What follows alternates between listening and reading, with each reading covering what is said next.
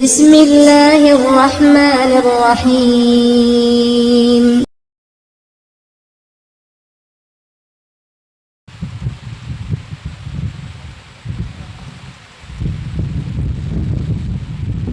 السلام علیکم ورحمۃ اللہ وبرکاتہ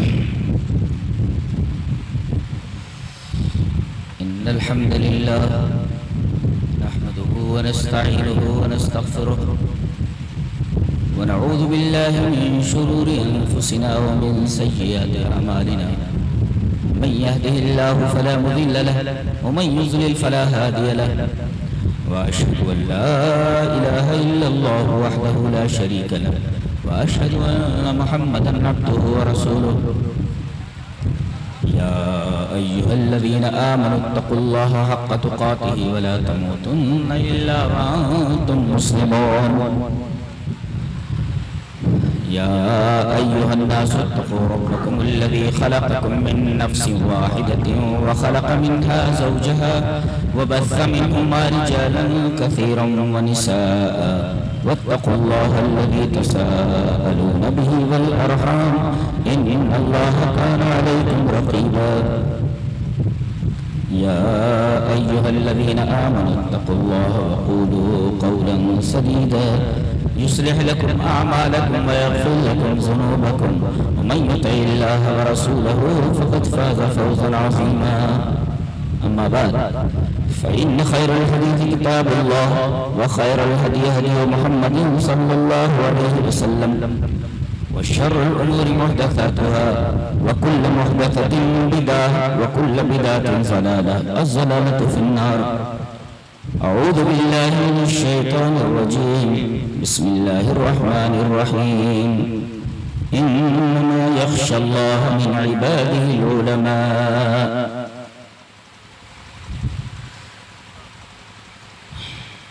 اس سے ہے قاعدے سے آواز کھینچ نہیں رہی برابر نہیں ہے منہ میں گھسائیں گے تو آئے گا دور سے پکڑنا چاہیے صحیح نہیں ہے صحیح نہیں ہے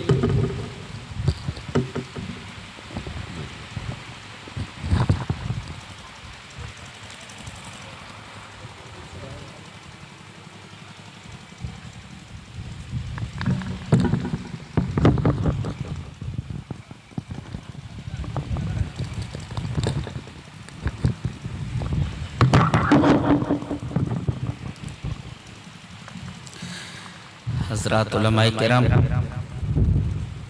محترم بزرگوں، نوجوان بھائیوں، پیارے بچوں، پردہ نشین ماں اور بہنوں،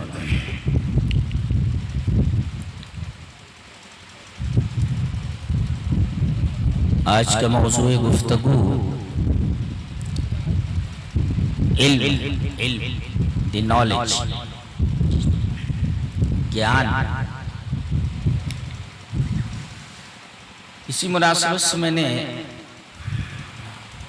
سورہ فاتر کی ایک آیت کریمہ کا ایک ٹکڑا تلاوت کیا۔ پہلے اس ٹکڑے پر بحث کر لیتے ہیں۔ انما یخشى اللہ من عبادہ العلماء، اللہ سے عالم لوگ ہی ڈرتے ہیں، علماء ہی ڈرتے ہیں۔ علماء جانتے ہیں کہ یہاں جو انما ہے، انما یہ کلمہ حصر ہے۔ کیا مطلب؟ اور یہ حصر طرفین سے ہے۔ اس کو ایسے سمجھیں کہ جو عالم ہے وہی اللہ سے ڈرتا ہے، اور جو اللہ سے ڈرتا ہے وہی عالم ہے۔ حصر من کلت طرف ہے، دونوں طرف سے۔ جو عالم ہے وہی اللہ سے ڈرتا ہے، اور جو اللہ سے ڈرتا ہے وہی عالم ہے۔ یہ اس حصر کا فائدہ ہے۔ اچھا،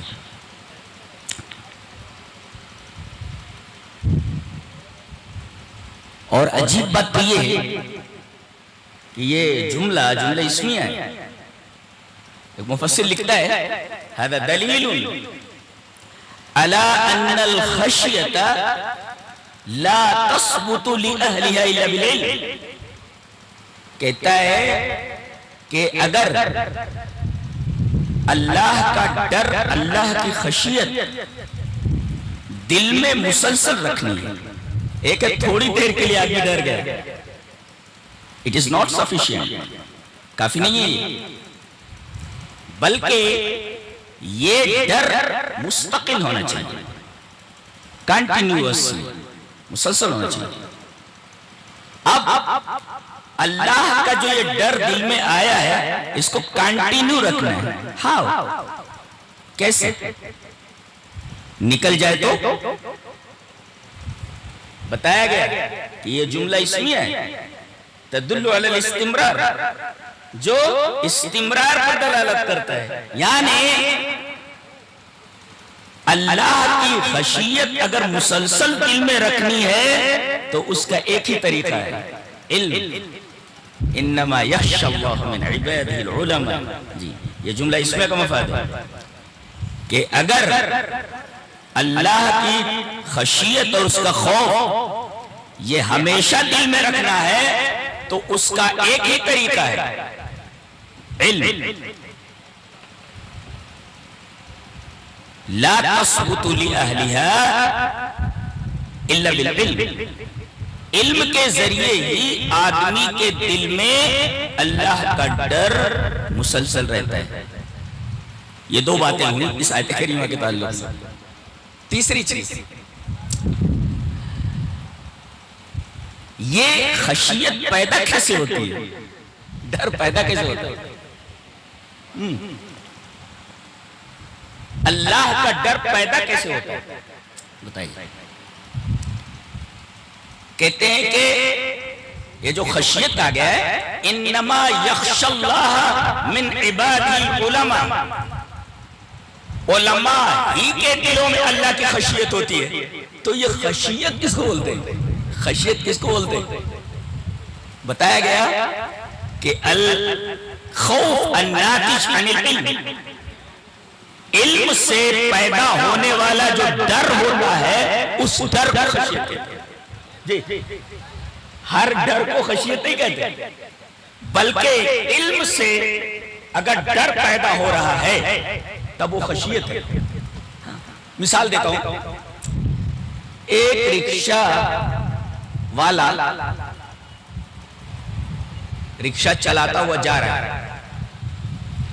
ایک سفید کرتے اور پاجامے میں ملبوس ایک صاحب راستے میں کھڑے ہیں اور رکشے کو ہاتھ دیتے ہیں، رکشہ رکتا ہے، وہ کہتے ہیں کہ ہمیں فلاں جگہ پہنچا دو، بیٹھیے۔ اب وہ صاحب بیٹھ جاتے، تھوڑی دور چلنے کے بعد دو گنڈے ٹائپ کے لڑکے رکشے کو ہاتھ دیتے ہیں، رکشہ روک لیتے ہیں، کہتا کہاں جانا ہے؟ کہا کہ ذرا آگے چھوڑ دیں۔ اب یہ دونوں بھی بیٹھ جاتے ہیں، تو یہ جو سفید کپڑوں میں ملبوس آدمی جو پہلے سے بیٹھا ہوا ہے، ایک گنڈا اس کے دائیں طرف بیٹھ جاتا ہے اور ایک گنڈا اس کے بائیں طرف بیٹھ جاتا ہے، اور رکشہ پھر رما دما ہو جاتا ہے۔ اب یہ جو دونوں لڑکے ہیں، کبھی اس آدمی کو دائیں سے کیوں نہیں مارتے ہیں، دوسرا والا بائیں سے کیوں نہیں مارتا ہے، کوئی گانا گا رہا ہے تو کوئی اس سے مذاق کر رہا ہے، حضرت آپ کی شادی ہوئی ہے کہ نہیں، شادی نہیں ہوئی تو لڑکی وڑکی دیکھوں، یعنی اس سے طرح طرح کے مذاق وہ کر رہے ہیں، اور یہ سلسلہ جاری ہے۔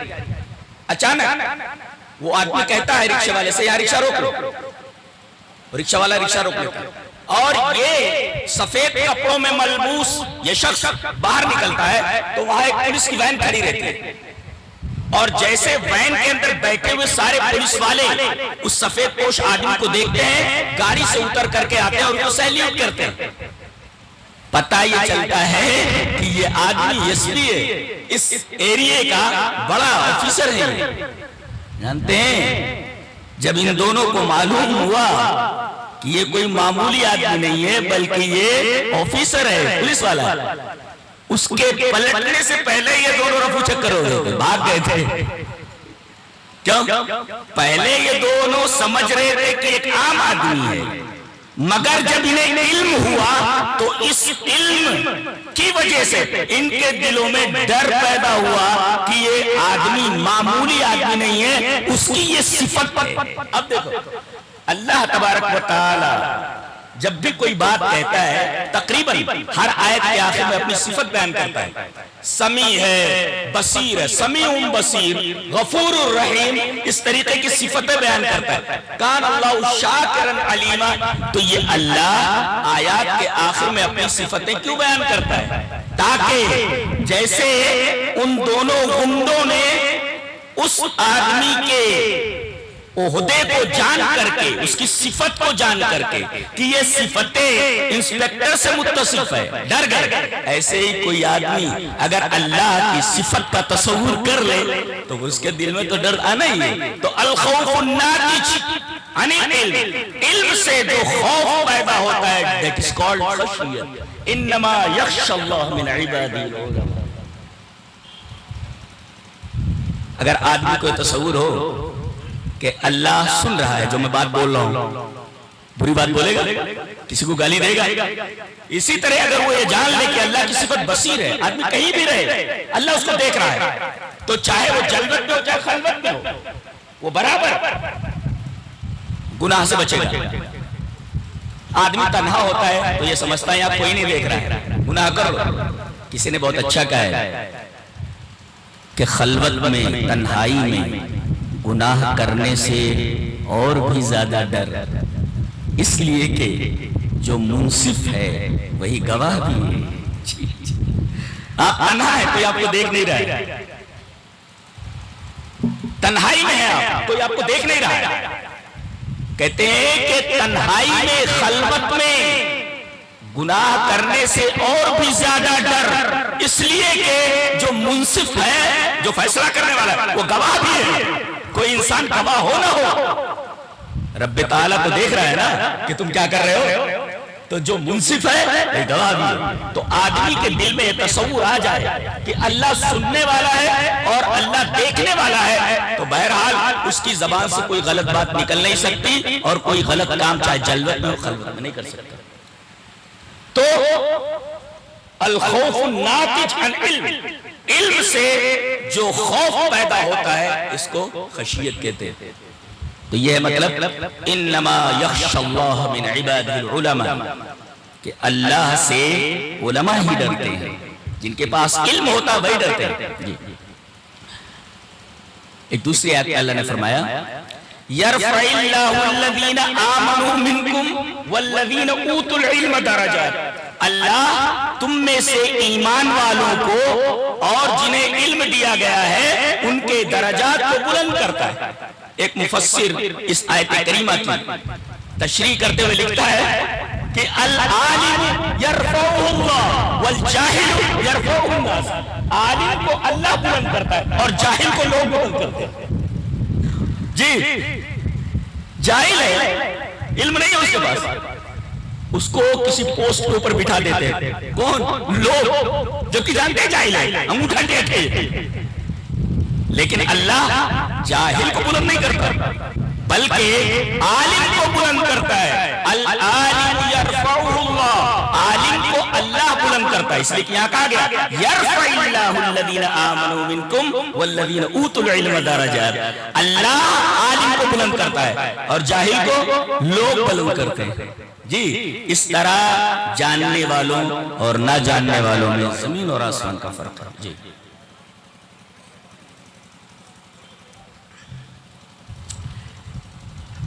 علم کیا چیز ہے،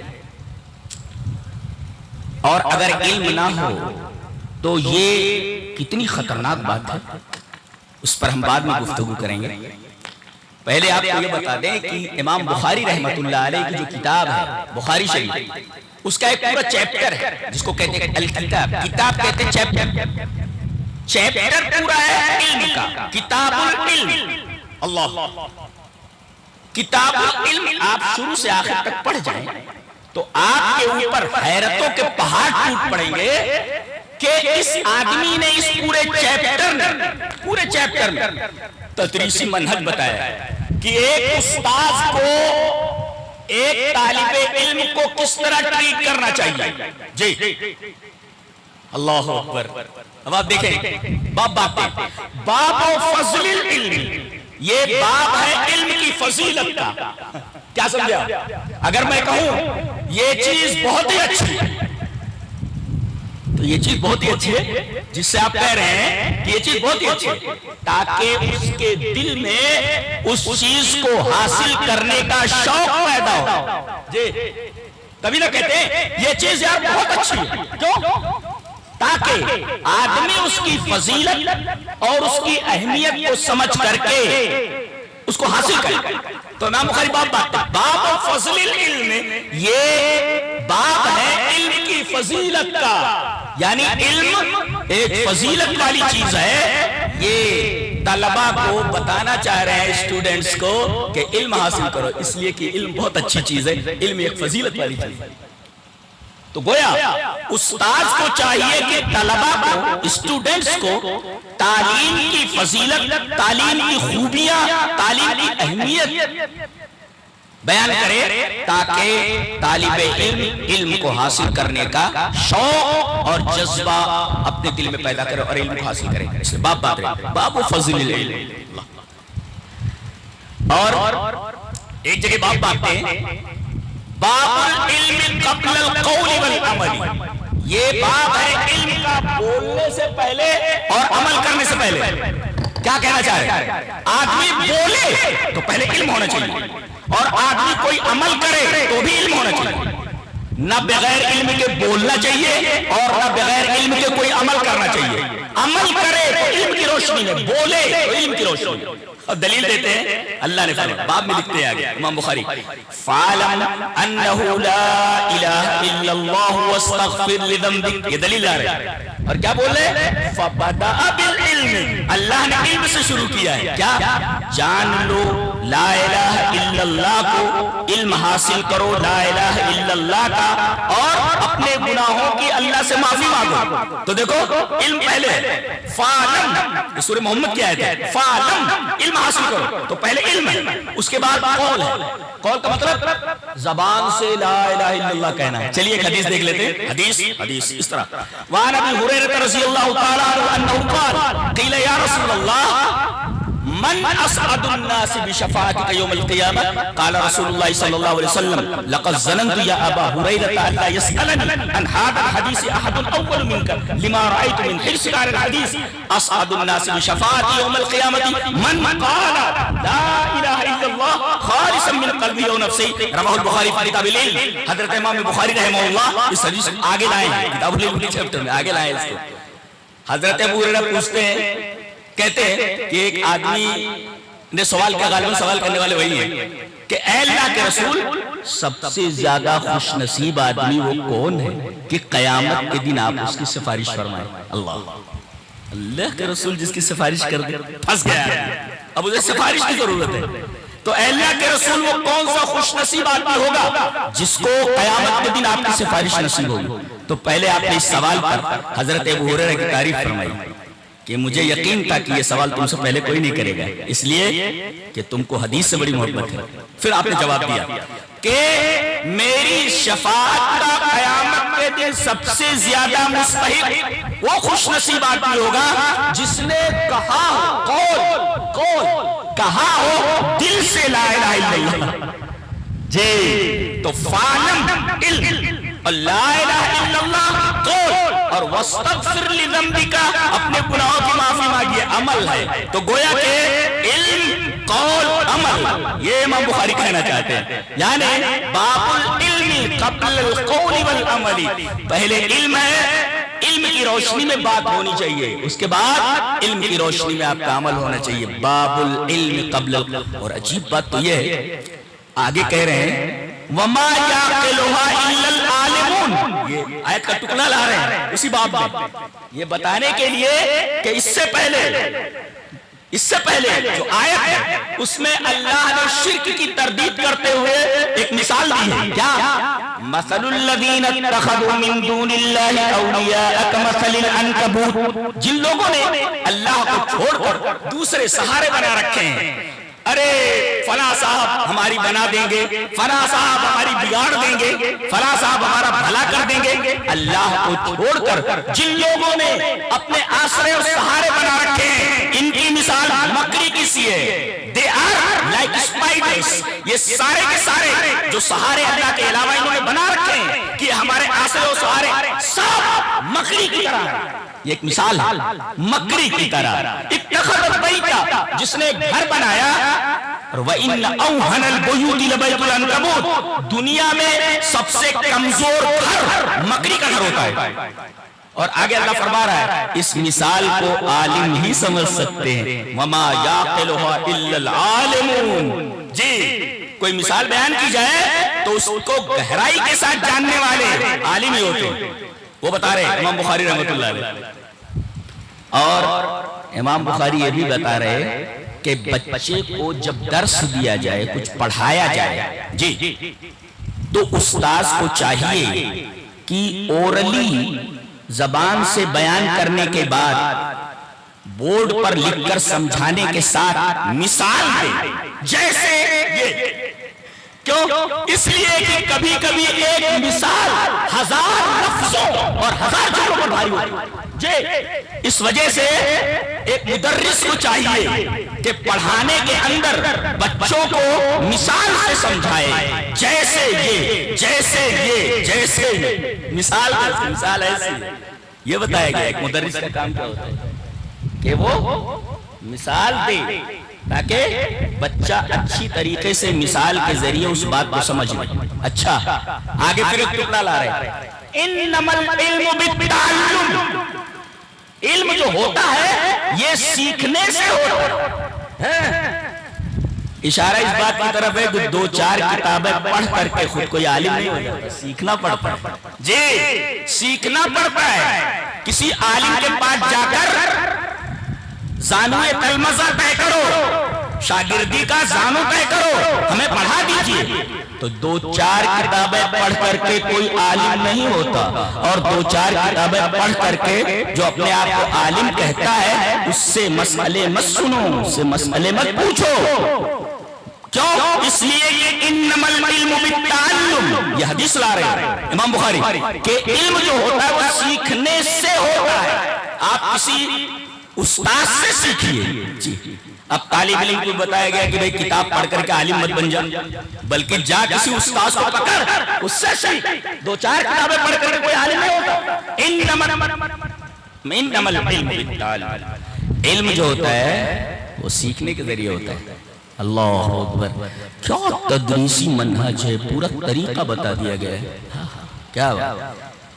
اور آگے کہہ رہے ہیں کہ ربانی بنو. اللہ نے فرمایا قرآن میں کونو ربانیین، اے لوگوں تم ربانی بنو.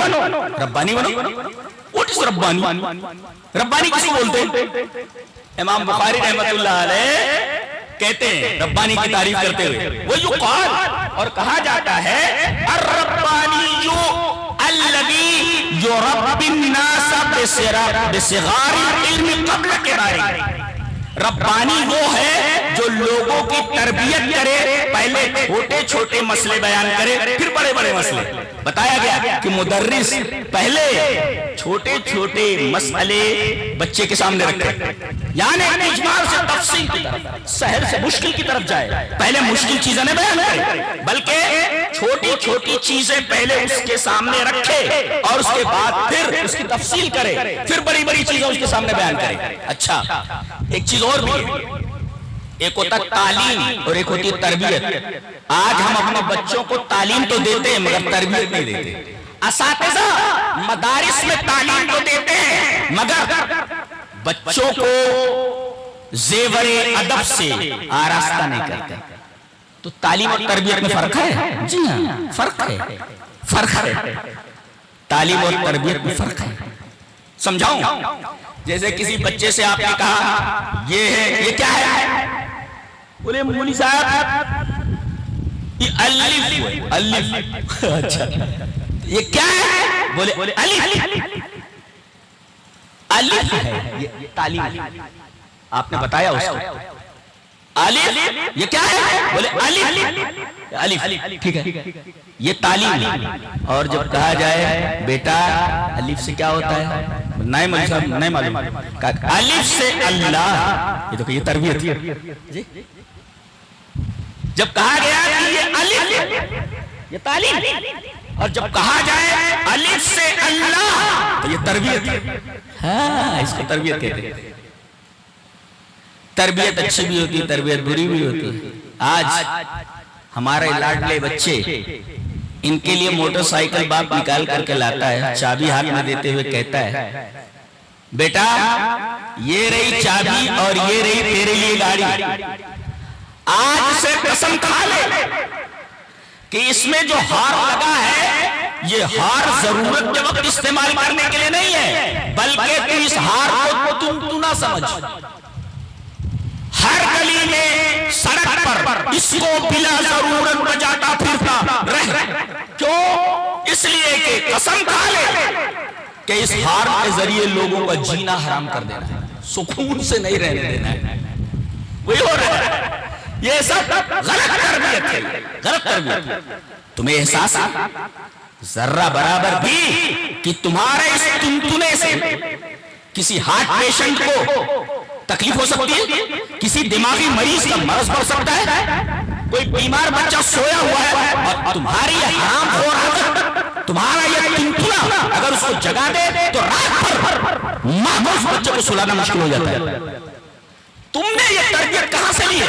یہ اسلامی تربیت نہیں ہے کہ تم ہار کو جو ضرورت کے وقت استعمال کیا جاتا ہے تم اسے تنتنا بنا دو. That is not تنتنا. یہ تنتنا نہیں ہے بجاتے پھرو گلی میں اور محلوں میں اور سڑکوں کے اوپر. یہ غلط تربیت ہے. تو یہ گاڑی دے دینا گاڑی کی چابی دے دینا یہ تعلیم جی. اور یہ کہنا بیٹا آج سے قسم کھا لے کہ ہر ایک پہلنے والے کا جینا حرام کر دینا ہے یہ تربیت جو غلط طریقے. نبی کریم صلی اللہ علیہ وسلم نبی کریم صلی اللہ علیہ وسلم کی ایک صفت بیان کی ہے. آپ بازاروں میں شور مچانے والے اور جنت کی ایک صفت ہے وہاں شور نہیں. لا صخب فیہا ولا نصب. جنت میں شور نہیں. اور نبی نے فرمایا بازاروں میں شور نہ کرو. تم نے تو نبی کے اس حکم کے خلاف اور نبی کی اس صفت کے خلاف حرکتیں شروع کر دی ہیں. تم سے زیادہ شور مچانے والا کون ہے؟ لوگوں کو تکلیف پہنچانے والا کون ہے؟ تو یہ تمہاری غلط تربیت ہے کہ تم نے ہارن کو جو ضرورت کے وقت استعمال کیا تم نے تنتنا بنا لیا.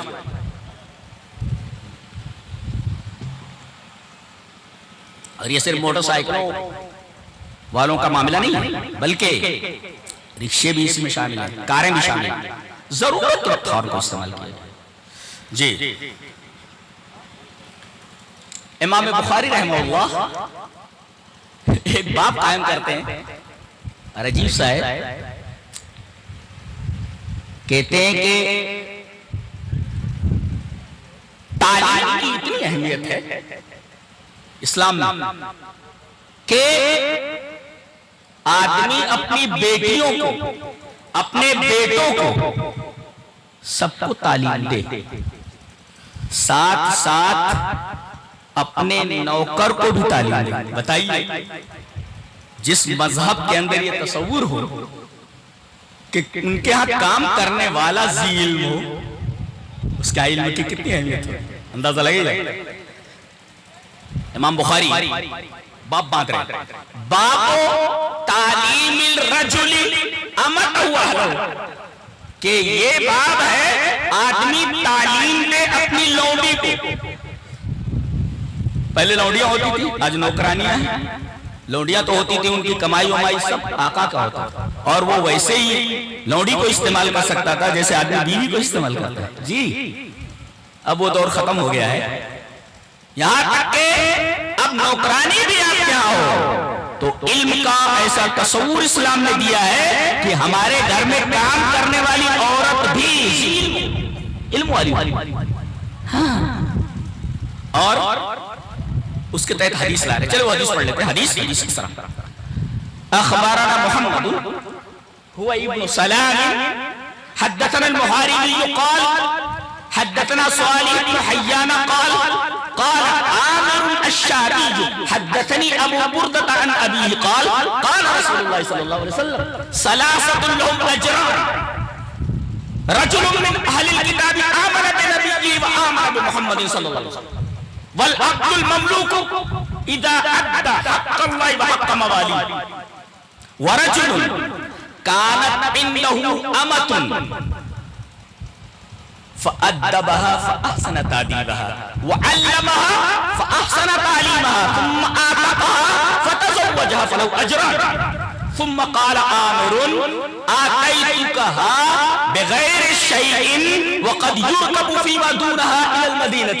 رواه البخاری فی کتاب العلم. حضرت امام بخاری رحمہ اللہ اس حدیث کو ایسے کتاب العلم کے اندر لائے. یہ پوری سند کے ساتھ حدیث پڑھ دی گئی. جی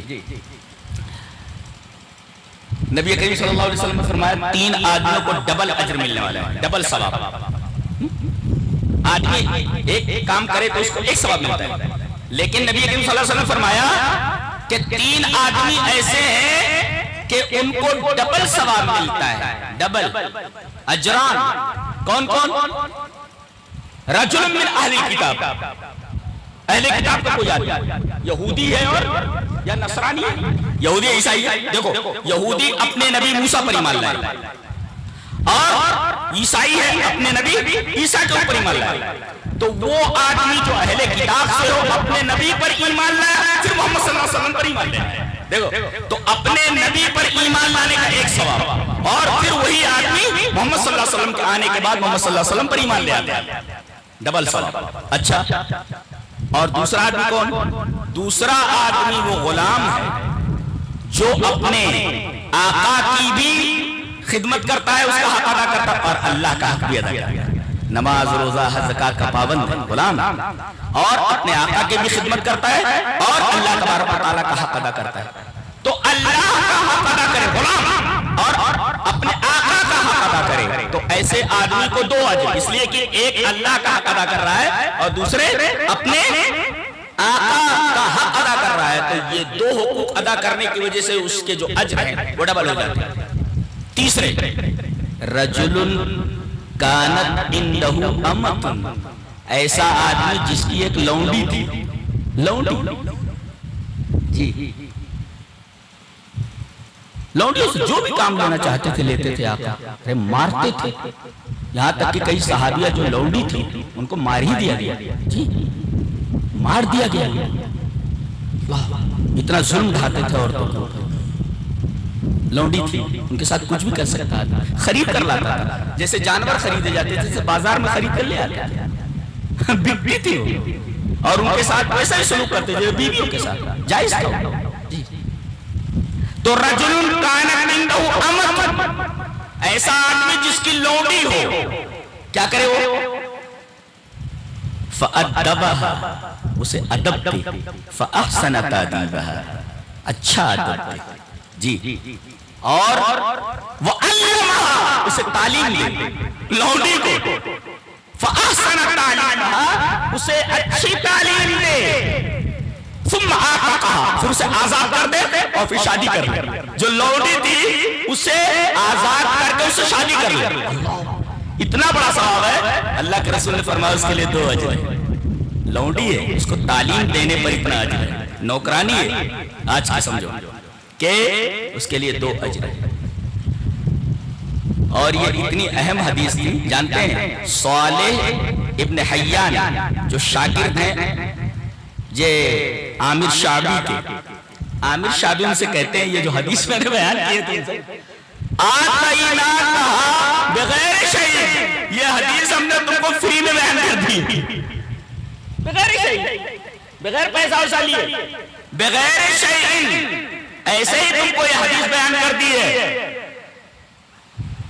وقد کان قد یرکب فیما دونہا الی المدینہ, اس سے چھوٹی حدیث کے لیے آدمی کو سوار ہو کر مدینہ جانا پڑتا ہے.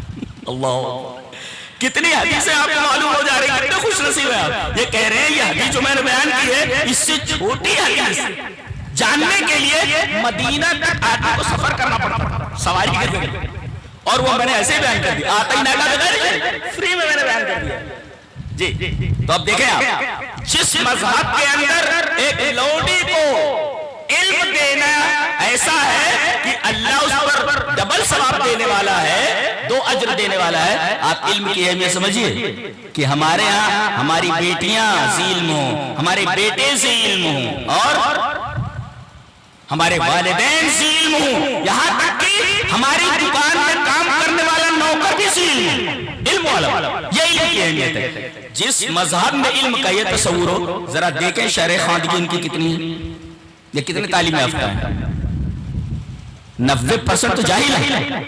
جی ان میں نہ بہترین کوئی وکیل ہے، نہ بہترین کوئی IAS ہے، نہ کوئی IPS ہے، کوئی بھی نہیں ہے. جی تعلیم کی شرح اتنی کم ہے ان کے. تو نوکر تک ایسے رکھے جائیں جو ذی علم ہوں. بتائیے ایسے مذہب میں علم کا کیا تصور ہوگا، اندازہ لگائیے. اللہ ایک حدیث دیکھیں کتنی عجیب ہے. حدیث اس طرح وان عبداللہ بن زمرۃ السلولی قال حدثنا ابو ہریرہ رضی اللہ تعالی عنہ قال سمعت رسول اللہ صلی اللہ علیہ وسلم وهو يقول الدنيا ملعونة ملعون ما فيها الا ذکر اللہ وما والاه او عالما او متعلما. رواہ ابن ماجہ فی کتاب الزہد. حضرت امام ابن ماجہ رحمہ اللہ اس حدیث کو ابن ماجہ شریف کتاب الزہد کے اندر لائے. باتیں نبی کریم صلی اللہ علیہ وسلم نے فرمایا کہ دنیا پوری کی پوری ملعون ہے.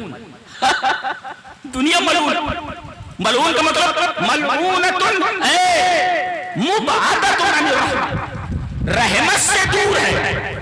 دنیا پوری کی پوری ملعون. اچھا پوری دنیا ملعون. اچھا ملعون ما فیہا، دنیا میں جتنی چیزیں وہ سب ملعون سوائے اللہ کے ذکر کے، الا ذکر اللہ، اور وما والا، اور وہ چیزیں جس کو اللہ پسند کرے، یا ذکر سے جو چیز متعلق اللہ کا ذکر. اچھا اور اللہ جس چیز کو پسند کرے. دو تیسرے عالم اور متعلم، علم دینے والا اور علم لینے والا. یہ ساری چیزیں رحمت والی ہیں. اس کے علاوہ پوری کی پوری دنیا ملعون ہے. جو رحمت والی چیزیں کون سی ہیں؟ اللہ کا ذکر ہے وہ کریں، اللہ جس چیز کو پسند کرے وہ کریں، اور علم دے علم لے. اس کے علاوہ دنیا کی ساری چیزیں بشمول دنیا کے ساری کی ساری ملعون ملعونۃ مبعدۃ عن الرحمۃ. یہ حال ہے اس دنیا کا جس کے پیچھے تم پڑے ہوئے ہو.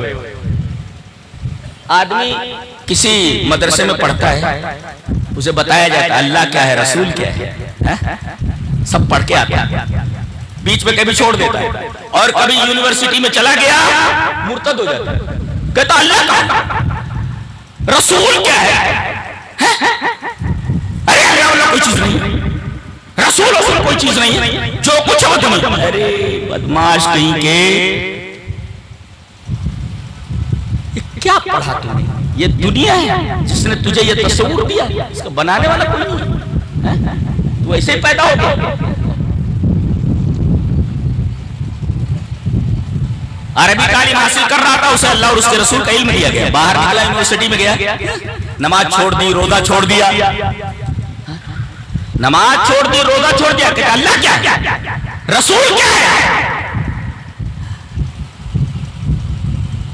تو یہ تعلیم مل رہی ہے دنیا سے، دنیا یہ تعلیم دے رہی ہے.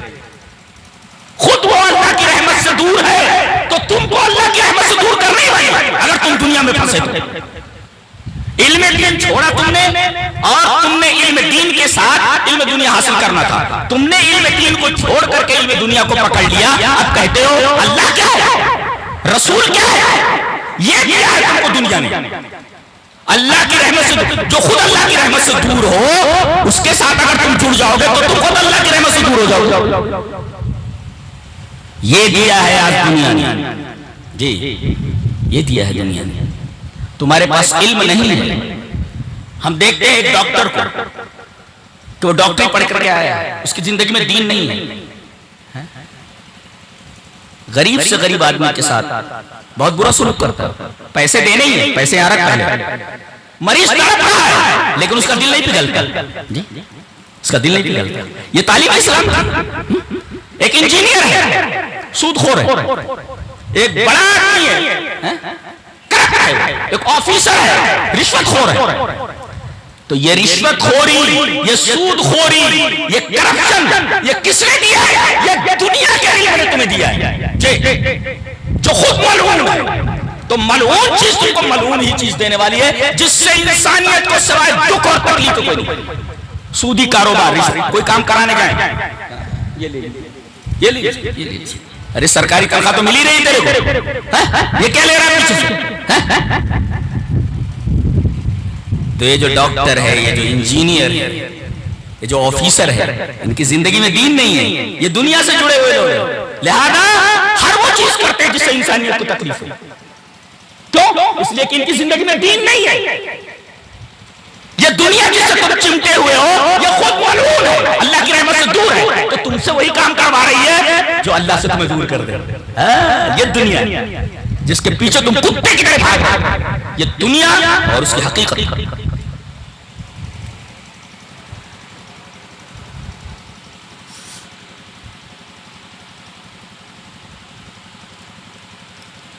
علم کیا ہے؟ ایک دیکھیں, ایک حدیث بہت پیاری امام دارمی رحمہ اللہ سے دارمی شریف لائے ہیں. ان مسعر قال سمعت عبد الاعلى التیمی یقول من اوتی من العلم ما لا یبکی لخلیق الا یکون اوتی علما ینفعه لأن الله تعالى نعت العلماء ثم قرأ قل آمنوا بي أو لا تؤمنوا إن الذين يتلون يخرون للأذقان سجدا ويقولون سبحان ربنا إن كان بعد ربنا لمفعولا ويخرون للأذقان يبكون ويزيدهم خشوعا. رواه الدارمي. نبی کریم صلی اللہ علیہ وسلم نے فرمایا کہ اگر آدمی کو اس کا علم اسے رلا نہ سکے, آدمی اس علم کی وجہ سے رو نہ سکے, تو اس لائق ہے وہ کہ اس کو وہ علم نہ دیا جاتا جو اس کو نفع بخشے. پتہ یہ چلا کہ علم وہ ہے جو انسان کو رلا دے. جی العالم الذی ما ابقہ علم, عالم وہ ہے جس کا علم اسے رلا دے. اور آدمی کب روتا ہے؟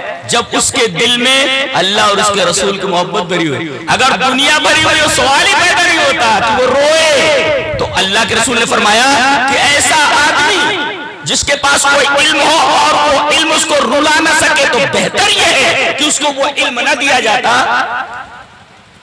جو علم اسے دیا گیا ہے. جی تو در حقیقت علم وہی ہے جو علم آدمی کو رلا دے. اور یہ علم ہمیں نبی سے ملتا ہے, یہ علم ہمیں نبی سے ملتا ہے.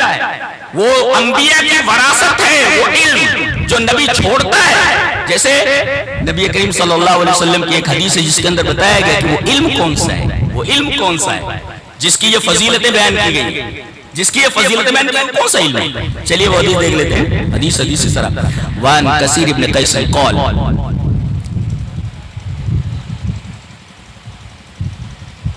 كنت جالسا مع ابي الدرداء رضي الله تعالى عنه في مسجد دمشق فجاءه رجل فقال يا ابا الدرداء اني جئتك من مدينه الرسول صلى الله عليه وسلم لحديث بلغني انك تحدث عن رسول الله صلى الله عليه وسلم ما جئت لحاجه قال فإني سمعت رسول الله صلى الله عليه وسلم يقول من سلك طريقا يطلب فيه علما سلك الله به طريقا من طرق الجنة وإن الملائكة لتضع أجنحتها رزقا لطالب العلم وإن العالم لا يستغفر له من في السماوات ومن في الأرض والحيتان في جوف الماء وإن فضل العالم على العابد كفضل القمر ليلة البدر على سائر الكواكب وإن العلماء ورثة الأنبياء وإن الأنبياء لم يورثوا دينارا ولا درهما ورثوا علما فمن أخذه أخذ بحد وافر رواه ابو داؤد في کتاب العلم. حضرت کثیر ابن قیس کہتے ہیں کہ میں جامع مسجد دمشق کے اندر بیٹھا ہوا تھا. اچانک ایک آدمی آیا اور کہا کہ اے ابو درداء، یہ نبی کریم صحابی کہنے لگے کہ میں مدینہ الرسول سے آیا. کیوں آیا اتنی دور سے؟ مدینہ کا ہے، سیریا کا ہے، اتنی دور سے کہاں کو ہے؟ کہا کہ مجھے پتا چلا ہے کہ آپ رسول اللہ صلی اللہ علیہ وسلم سے ایک حدیث بیان کرتے ہیں، وہ حدیث سننے کے لیے آیا. کتنی عجیب بات. آج حدیث سے بے اعتنائی، علم دین سے بے اعتنائی اتنی ہے کہ اسے لوگ بس ایسے سن لیتے ہیں، سنا دیا عالم نے تو سن لیتے ہیں، بس ایسا ہی ہے. دیکھیے ایک آدمی مدینہ سے چل کر کے سیریا ہے نبی کے صحابی کے پاس، کہتا ہے مجھے ایک حدیث سننی ہے آپ سے جو رسول سے آپ بیان کرتے ہیں. تو آپ نے وہی علم والی حدیث سنائی کہ اللہ کے رسول نے فرمایا، میں نے سنا ہے کہ آپ نے فرمایا کہ جو آدمی علم کی تلاش کے لیے نکلتا ہے تو در حقیقت وہ راستے پر نہیں چلتا بلکہ وہ جنت کے راستے پر چل رہا ہے. آپ لوگ جو آئے ہیں یہ سب سننے کے لیے، در حقیقت جو راستہ آپ نے طے کیا ہے یہ علم کے لیے آپ نے طے کیا ہے. در حقیقت یہ راستہ علم کا نہیں بلکہ جنت کا راستہ ہے. جی یہ راستہ جنت کا ہے. اور آپ آئے ہیں، آپ کے قدموں کے نیچے فرشتوں نے پر بچھا دیے ہیں. اور عالم جو ہوتا ہے یہ پوری کائنات اس کے لیے دعا کرتی ہے، فرشتے اس کے لیے دعا کرتے ہیں. والحیتان فی جوف الماء، پانی کے اندر مچھلیاں اس کے لیے دعا کرتی ہیں. اور عالم کی فضیلت عابد کے اوپر ایسے ہے جیسے 14ویں رات میں چاند کی فضیلت تمام ستاروں کے اوپر ہے.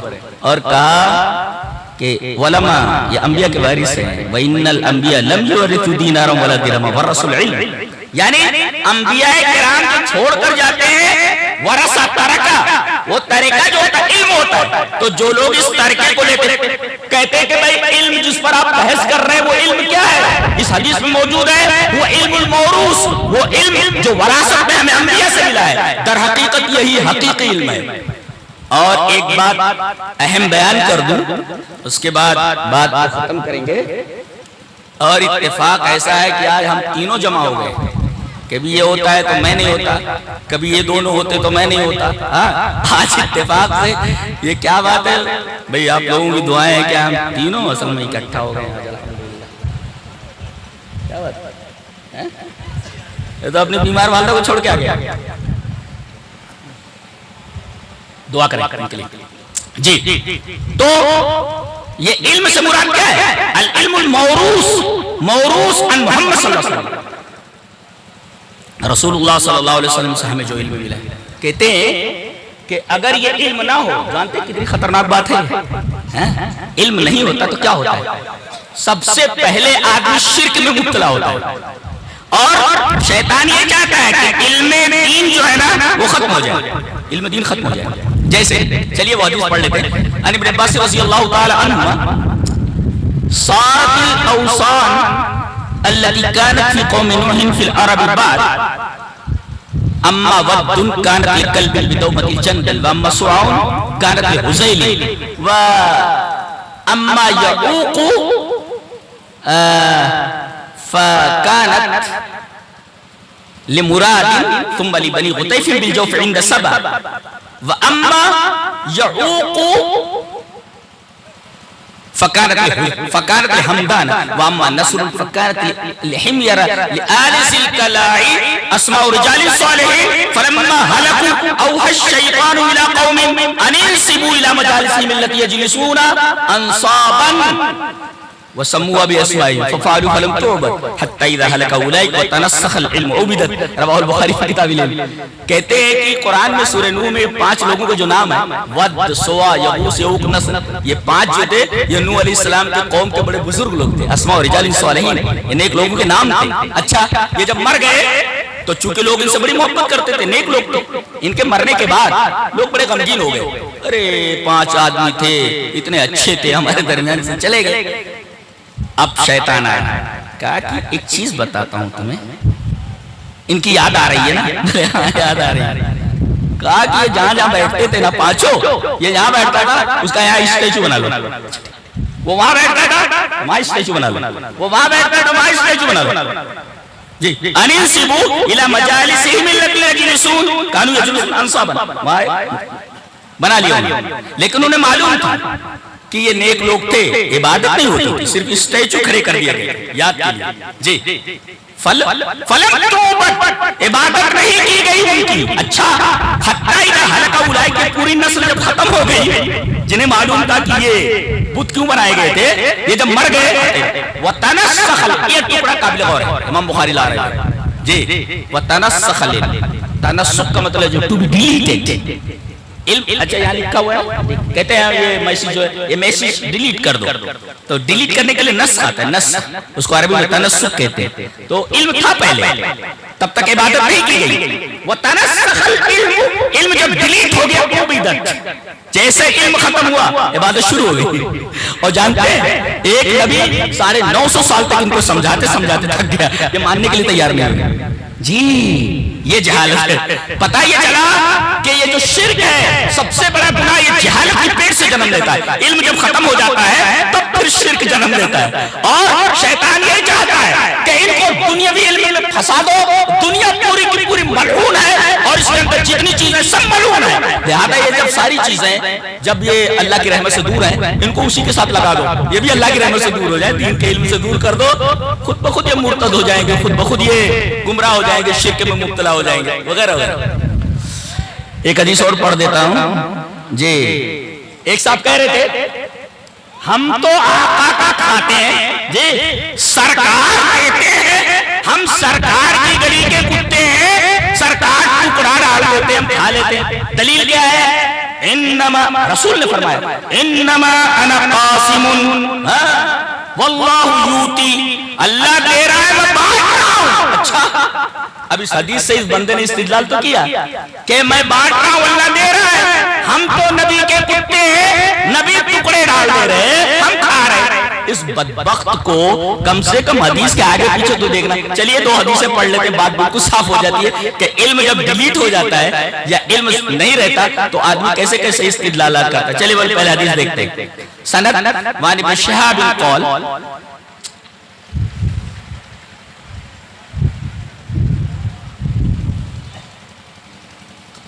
سمعت معاویہ رضی اللہ تعالی عنہ خطیبا یقول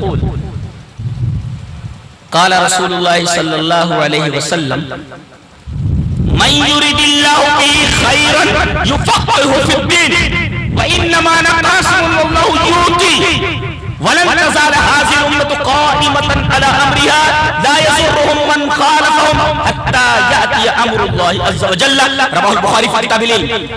حضرت معاویہ رضی اللہ تعالیٰ امت کے ماموں، جن کو آج کل یہ نئے نئے جو نکلے ہوئے ہیں جنہوں نے کہیں علم سیکھا نہیں، امام بخاری جو باب میں لکھا ہے نا انما العلم بالتعلم، علم چند کتابیں پڑھنے سے نہیں آتا، علماء کے سامنے جا کر کے ان سے علم لینا پڑتا ہے۔ یہ چند کتابیں پڑھ کر کے یہ بات کرنے والے لوگ کیا حضرت امیر معاویہ ایسے تھے تو حضرت امیر معاویہ بدبخت کہیں کے کتاب پڑھ علماء سے سیکھ جی۔ تو حضرت امیر معاویہ خطیب ہوئے، تقریر کرتے ہوئے کہہ رہے ہیں کہ رسول اللہ صلی اللہ علیہ وسلم نے فرمایا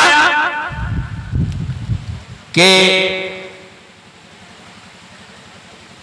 جس آدمی کے ساتھ اللہ خیر کا ارادہ کرتا ہے، دیکھو بہت پیارا استدلال کرنے جا رہا ہوں، من یرد اللہ بہ خیرا یفقہہ فی الدین، اللہ جس کے ساتھ بھلائی کا ارادہ کرتا ہے، خیر کا، اسے دین کی سمجھ دیتا ہے۔ الفقہ فی الدین، الفقہ فی الدین کا مطلب یمنح العلم الشرعی، اللہ جس کے ساتھ خیر کا ارادہ کرتا ہے اسے شریعت کا علم دیتا ہے، قرآن کا علم دیتا ہے، حدیث کا علم دیتا ہے، یہ مطلب ہے فقہ فی الدین کا جی۔ جس سے اللہ خیر کا ارادہ کرتا ہے اسے دین کا علم دیتا ہے، یمنح العلم الشرعی هو الفقہ فی الدین جی۔ اور نقطہ یہ بھی ہے کہ جس کو دین کا علم مل گیا خیریت میں ہے، اور جو دین کے علم سے دور ہو گیا خیریت سے دور ہو گیا، یہ مطلب ہے من یرد اللہ بہ خیرا یفقہہ فی الدین۔ اور دوسرا ٹکڑا اللہ کے رسول انما انا قاسم اللہ یوتی، میں بانٹنے والا ہوں اللہ دینے والا، ٹھیک ہے اتنا ٹکڑا ٹھیک ہے. اور آگے ولن تزال هذه الامه قائمه على امرها لا يضر من خالف متى يأتي امر اللہ، جب تک یہ امت اللہ کے امر پر قائم رہے گی تب تک کوئی مخالفت کرنے والا اس کا کچھ نہیں بگاڑ سکتا، اس کو تکلیف نہ، یہاں تک کہ امر اللہ آ جائے. دیکھو دو امر ہیں، ہمیں امر پر ڈٹے رہنا ہے جب تک امر نہ آ جائے. اچھا دونوں امر کا الگ الگ معنی ہے کیا؟ جی ہاں دونوں کا الگ الگ معنی ہے. امر اللہ کا مطلب قائمۃ ثابتۃ علی دینہ، کیسے بھی حالات آئیں دین پر ثابت ہو، وہ مستمسکۃ بھی اور مضبوطی سے اس کو پکڑے ہوئے. ہاں حتی یاتی امر اللہ، یہاں تک کہ اللہ کا امر ہے.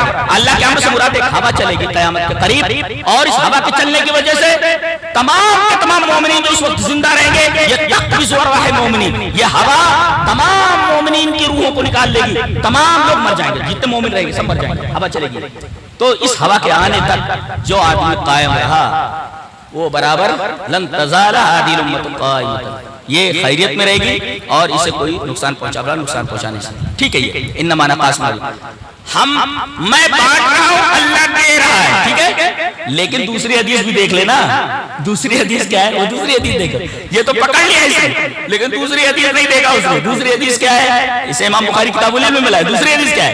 عن ابی ہریرہ رضی اللہ تعالی عنہ ان رسول اللہ صلی اللہ علیہ وسلم قال ما اوتیکم ولا امنعکم انما انا قاسم ازو حیث امرت، رواه البخاری فی کتاب فرض الخمس. آگے چل کر کے جہاں غنائم وغیرہ کا بیان ہے وہاں پر یہ روایت موجود ہے. حضرت ابو ہریرہ فرماتے ہیں کہ نبی اکرم صلی اللہ علیہ وسلم نے ارشاد فرمایا کہ میں بانٹتا ہوں، میں بانٹنے والا ہوں. اچھا اس سے پہلے آپ نے کیا کہا؟ میں تمہیں دیتا نہیں، یہ کہتا ہے کتا ہوں کہ دے دیا جاتا ہے. میں تمہیں دیتا نہیں اور میں تم سے روکتا نہیں، میں صرف بانٹنے والا ہوں. ازو حیث امر، جہاں مجھے دینے کے لیے کہا جاتا ہے وہاں دیتا ہوں، اور جہاں مجھ سے کہا جاتا ہے نہ دے وہاں نہیں دیتا ہوں. تو میرے بس میں کیا ہے؟ جہاں مجھ سے کہا جاتا ہے وہاں دیتا ہوں. تو دینے والا کون؟ اب یہ بندہ استدلال کیا کر رہا ہے؟ ہم کو سرکار کے کتے ہیں، ہم تو سرکار کے ٹکڑوں پر پل رہے ہیں. یہ استدلال غلط کیوں ہے؟ اس لیے کہ بیچارے نے علم کو پسے پش ڈال کر کے اپنی مرضی سے استدلال کیا، اس ٹکڑے سے دوسری حدیث اس نے نہیں دیکھی. پتہ یہ چلا کہ علم ایک بہت ہی اہم چیز ہے، اور اگر آپ کو پورا تدریسی منہج امام بخاری کا دیکھنا ہے تو پورا کتاب العلم آپ پڑھ جائیں. اللہ اکبر، کمال کا چیپٹر ہے کتاب العلم کا، پورا آپ چیپٹر پڑھ جائیں ترجمے کے ساتھ. تو یہ تھا علم کے اوپر چند اہم نکات. اللہ ہمیں نیک عمل اور اچھی سمجھ کی توفیق عطا فرمائے. وآخر دعوانا الحمدللہ رب العالمین.